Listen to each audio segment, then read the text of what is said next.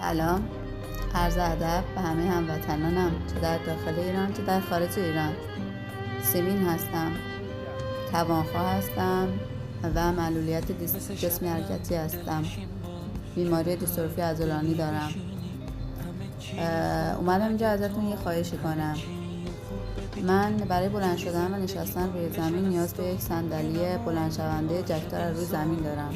متاسفانه از ارگان‌های مختلف چند سال اقدام کردم، ولی به دلیل نداشتن بودجه نتونستم برام فراهم کنم. خودتونم که شاهدید انسان در طول روز چندین بار روی زمین نشست و برخاست میکنه، ولی ما معلولان دیستروفی عضلانی حتی نشست و برخاست هم برامون آرزو شده. ولی با به دست آوردن این صندلی میتونم حداقل کمی راحت‌تر از روی زمین نشست و برخاست کنم.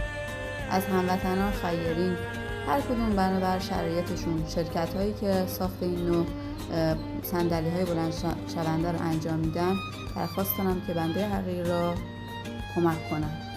امیدوارم که حق تعالی روزی رسانشان باشد.